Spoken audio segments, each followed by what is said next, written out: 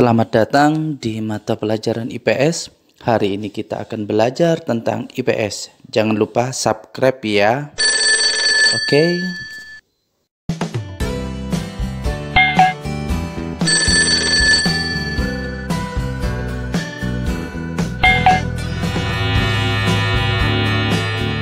Assalamualaikum warahmatullahi wabarakatuh. Hari ini kita akan belajar tentang bab 1, yaitu manusia, tempat, dan lingkungan. Yaitu kita akan membahas tentang potensi sumber daya alam dan kemaritiman Indonesia.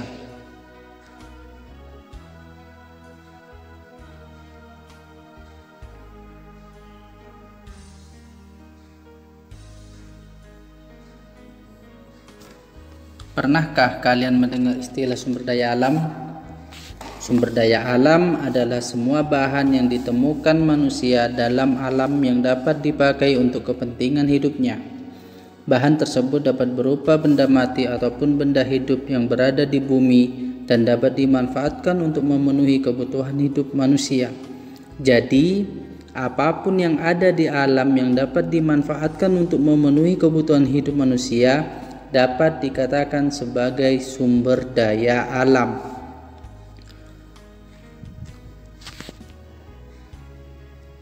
Potensi sumber daya alam Indonesia.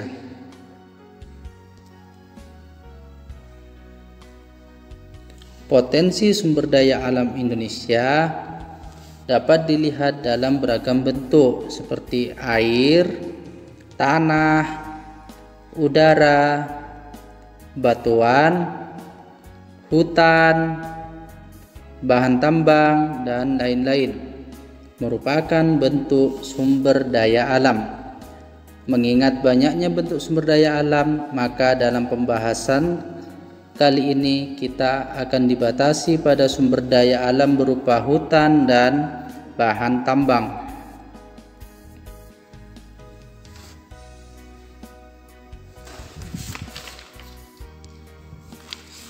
Potensi sumber daya hutan. Hutan Indonesia memiliki potensi yang sangat besar, yaitu mencapai 99,6 juta hektar atau 52,3% dari luas wilayah Indonesia. Luas hutan yang besar tersebut saat ini masih dapat dijumpai di Papua, Kalimantan, Sulawesi, dan Sumatera. Di Jawa, luas hutan telah mengalami banyak penurunan karena terjadi alih fungsi untuk pertanian dan permukiman penduduk. Sementara itu, alih fungsi hutan menjadi pertanian dan perkebunan banyak dijumpai di Sumatera dan Kalimantan. Selain hutannya yang luas, hutan Indonesia juga menyimpan kekayaan flora dan fauna atau keanekaragaman hayati yang sangat besar. Bahkan, banyak di antaranya merupakan spesies endemik atau hanya ditemukan di Indonesia, tidak ditemukan di tempat lainnya. Hasil hutan sebenarnya tidak hanya sekedar kayu. Dari hutan tropis yang dimiliki Indonesia juga dihasilkan buah-buahan dan obat-obatan. Namun demikian, hasil hutan yang banyak dikenal penduduk adalah sebagai sumber kayu. Setidaknya terdapat 4.000 jenis kayu yang 267 diantaranya merupakan kayu yang memiliki nilai ekonomi tinggi. Secara umum, jenis-jenis kayu dan sebarannya adalah sebagai berikut: kayu keruing, meranti, agatis dihasilkan terutama di Papua, Sulawesi, dan Kalimantan.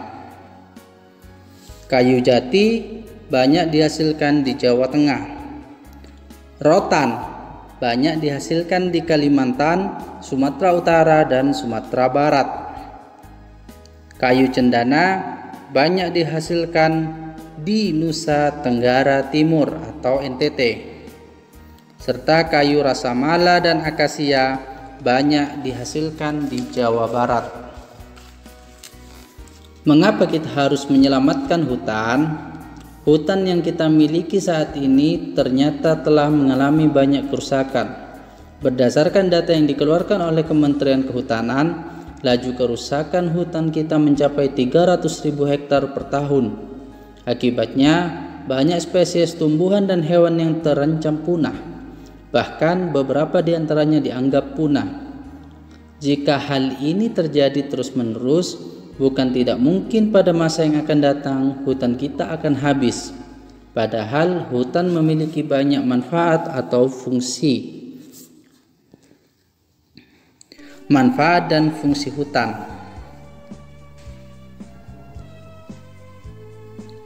Pertama, sebagai penyimpan air, yaitu menyimpan air hujan dan kemudian mengalirkannya ke sungai-sungai dan danau, sehingga pada musim kemarau tidak mengalami kekeringan. Yang kedua, sebagai habitat flora dan fauna, yaitu tempat hidup bagi flora dan fauna yang menjadi sumber makanan dan obat-obatan pada saat ini maupun pada masa yang akan datang. Yang ketiga, yaitu mencegah erosi. Mencegah terjadinya erosi atau pengikisan karena air hujan tidak langsung jatuh ke tanah dan mengikis tanah-tanah yang subur. Yang keempat, menghasilkan oksigen dan menyerap karbon dioksida sehingga suhu bumi terkendali.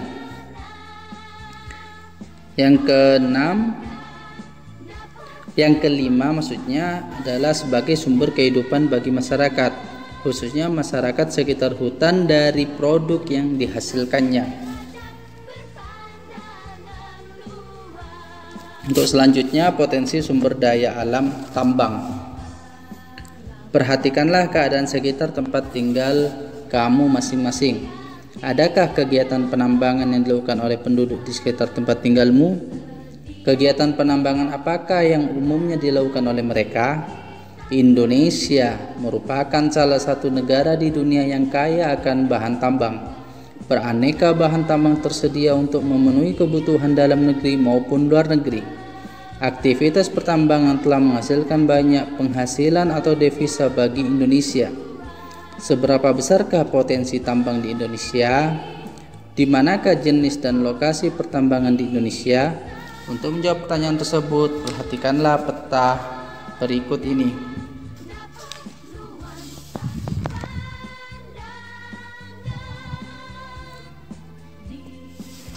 Minyak bumi dan gas. Minyak bumi dan gas merupakan sumber energi utama yang saat ini banyak dipakai untuk keperluan industri, transportasi, dan rumah tangga. Saat ini telah dikembangkan sumber energi alternatif, misalnya bioenergi dari berbagai jenis tumbuhan dan sumber energi lainnya, seperti energi matahari, angin, dan gelombang. Namun, produksi energi dari sumber energi alternatif masih terbatas jumlahnya. Cadangan minyak bumi di Indonesia terus berkurang seiring dengan pengambilan atau eksploitasi yang terus dilakukan. Ada yang memperkirakan dalam kurun waktu 14 tahun ke depan, cadangan tersebut akan habis dan Indonesia terpaksa harus membeli atau mengimpor dari negara lain. Hal itu tidak akan terjadi dengan cepat jika ditemukan cadangan baru yang diperkirakan masih besar. Cadangan minyak bumi Indonesia diperkirakan masih cukup besar. Adapun sebaran penghasil minyak pada sejumlah pulau di Indonesia dapat dilihat pada tabel berikut ini. Sumatera, daerah penghasil minyak bumi yaitu di Herola dan Lok Sumawe, Nangro Aceh, Darussalam, Sungai Pakning dan Dumai atau Riau, Pelaju, Sungai Gerong dan Muara Enim, Sumatera Selatan. Di Jawa ada Jatibarang, Majalengka, Jawa Barat, Wonokromo, Delta, Jawa Timur, Cepu, Cilacap, Jawa Tengah. Untuk Kalimantan ada Pulau Tarakan, Balikpapan, Pulau Bunyu, dan Sungai Mahakam, Kalimantan Timur, Rantau, Tanjung, dan Amuntai, Kalimantan Selatan. Untuk Maluku itu ada Pulau Seram dan Tenggara. Di Papua itu ada Kelamono, Sorong, dan Babo sebagai penghasil minyak bumi. Yang kedua, batu bara. Batu bara adalah batuan sedimen yang terbentuk dari sisa tumbuhan yang telah mati dan mengendap selama jutaan tahun yang lalu.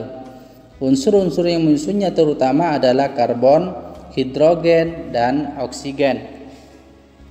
Batu bara digunakan sebagai sumber energi untuk berbagai keperluan. Energi yang dihasilkan batu bara dapat digunakan untuk pembangkit listrik, untuk keperluan rumah tangga atau memasak, pembakaran pada industri batu bata atau genteng, semen, batu kapur, biji besi dan baja, industri kimia dan lain-lain. Cadangan batu bara Indonesia hanya 0,5% dari cadangan dunia. Namun, dilihat dari produksinya merupakan yang ke-6 terbesar di dunia dengan jumlah produksi mencapai 246 juta ton. Batu bara dapat dijumpai di sejumlah pulau, yaitu Kalimantan dan Sumatera. Potensi batu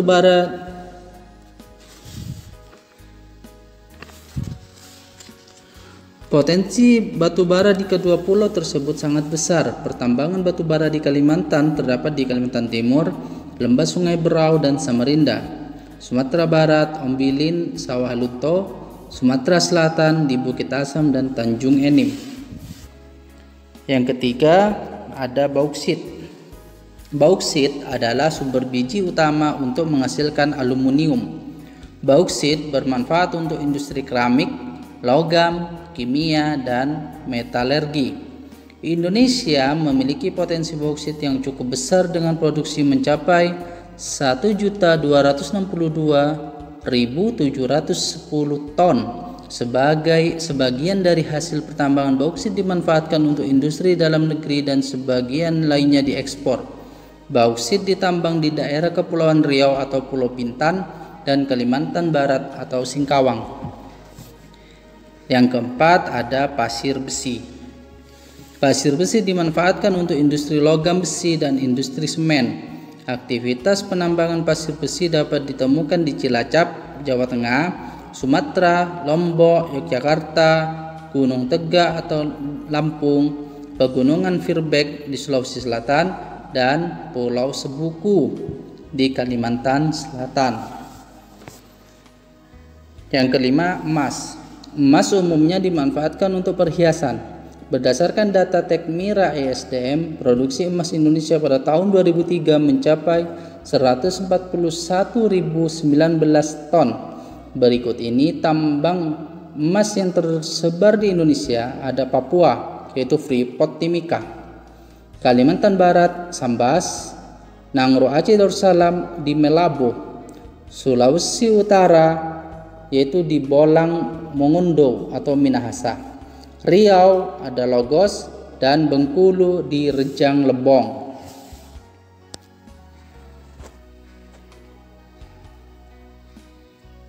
Selanjutnya kita akan bahas potensi kemaritiman Indonesia.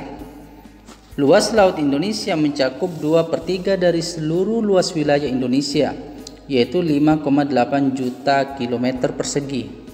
Di dalam laut tersebut tersimpan kekayaan alam yang luar biasa besarnya.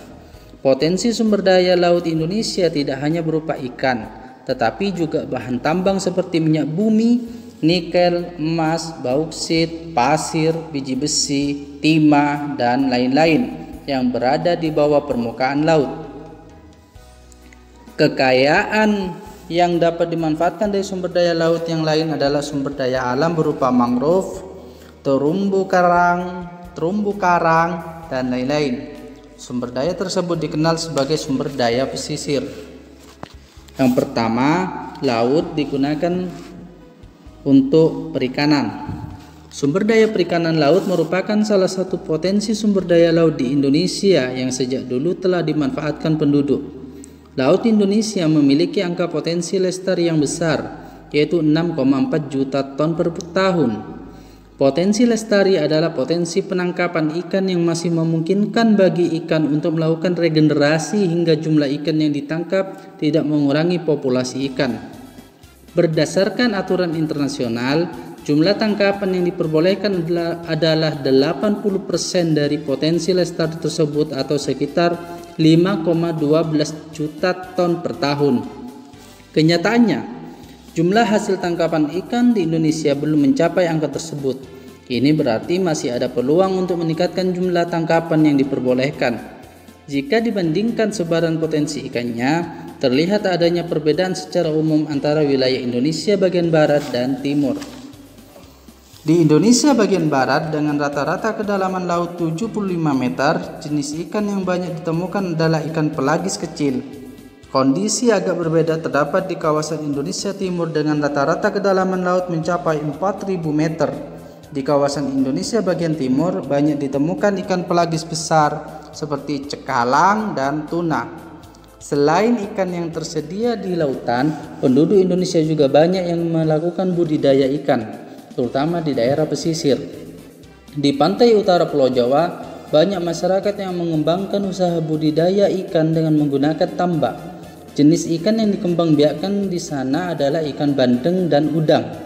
Kekayaan alam kita yang berupa ikan banyak diambil oleh nelayan dari negara lain berupa praktik pencurian ikan atau illegal fishing. Ada beberapa wilayah perairan Indonesia yang rawan dengan kegiatan illegal fishing. Wilayah yang paling rawan dengan praktik pencurian ikan tersebut adalah Laut Arafuru di Papua dan timur perairan Indonesia. Yang kedua, hutan mangrove. Selain ikan, kekayaan laut Indonesia juga berada di wilayah-wilayah pesisir berupa hutan mangrove, rumput laut, padang lamun, dan terumbu karang. Hutan mangrove atau hutan bakau adalah tipe hutan yang berada di daerah pasang surut air laut. Saat air laut pasang, hutan mangrove digenangi oleh air laut. Sedangkan pada saat air surut, hutan mangrove bebas dari genangan air laut. Umumnya, hutan mangrove berkembang dengan baik pada pantai yang terlindung muara sungai atau laguna. Ada dua fungsi hutan mangrove sebagai potensi sumber daya laut di Indonesia, yaitu fungsi ekologis dan fungsi ekonomis. Fungsi ekologis, hutan mangrove adalah sebagai habitat atau tempat hidup binatang laut untuk berlindung, mencari makan, dan berkembang biak. Fungsi ekologis yang lain dari hutan mangrove adalah untuk melindungi pantai dari abrasi air laut. Fungsi ekonomis hutan mangrove berupa nilai ekonomis dari kayu atau pepohonan dan makhluk hidup yang ada di dalamnya. Biasanya penduduk memanfaatkan kayu sebagai bahan kayu bakar atau bahan pembuat arang. Kalau kayu bakar juga dapat dijadikan bahan pembuat kertas. Selain kayu, hutan mangrove juga dihuni oleh beragam jenis fauna yang bernilai ekonomis, misalnya udang dan jenis ikan lainnya yang berkembang biak dengan baik di wilayah ini. Di mana saja kesebaran hutan mangrove di Indonesia? Hutan mangrove tersebar di pesisir sebelah barat Pulau Sumatera. Beberapa bagian ada di pantai utara Pulau Jawa, sepanjang pesisir Pulau Kalimantan, pesisir Pulau Sulawesi, pesisir sebelah selatan Papua, dan beberapa pulau kecil lainnya. Luas hutan mangrove di Indonesia mencapai sekitar 3 juta hektar yang tersebar di sepanjang 95.000 km pesisir Indonesia. Hutan mangrove Indonesia tidak tersebar secara merata.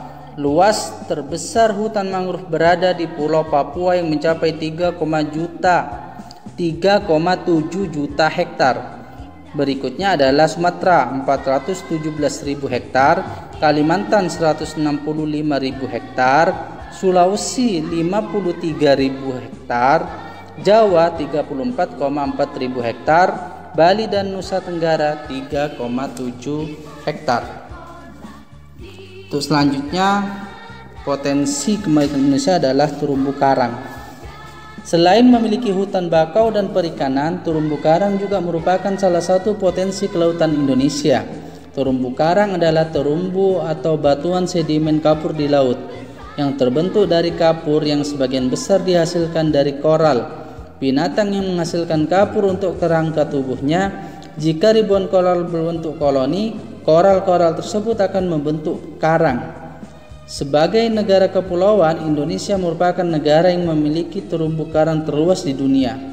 Luas terumbu karang Indonesia mencapai 284,3 ribu kilometer atau setara dengan 18% dari terumbu karang yang ada di seluruh dunia.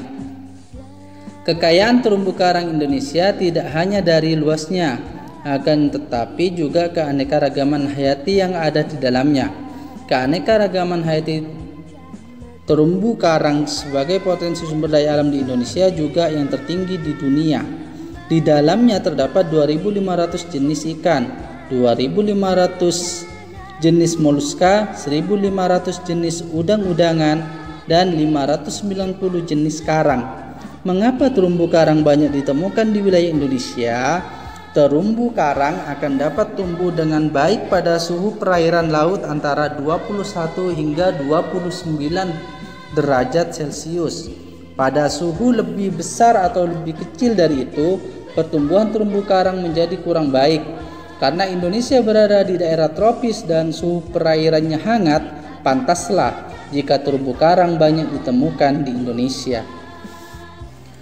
Pertumbuhan terumbu karang juga akan baik pada kondisi air yang jernih dan dangkal. Kedalaman air yang baik untuk tumbuhnya terumbu karang tidak lebih dari 18 meter. Jika lebih besar dari kedalaman tersebut, pertumbuhan terumbu karang juga akan menjadi kurang baik. Selain persyaratan tersebut, terumbu karang juga mensyaratkan salinitas atau kandungan garam air laut yang tinggi. Oleh karena itu, terumbu karang sulit hidup di sekitar muara sungai karena kadar garam air lautnya menurun akibat bercampurnya air sungai ke laut. Mengapa terumbu karang wajib dilindungi dari kerusakan? Terumbu karang memiliki banyak manfaat, baik manfaat yang bersifat ekonomis, ekologis, maupun sosial ekonomi.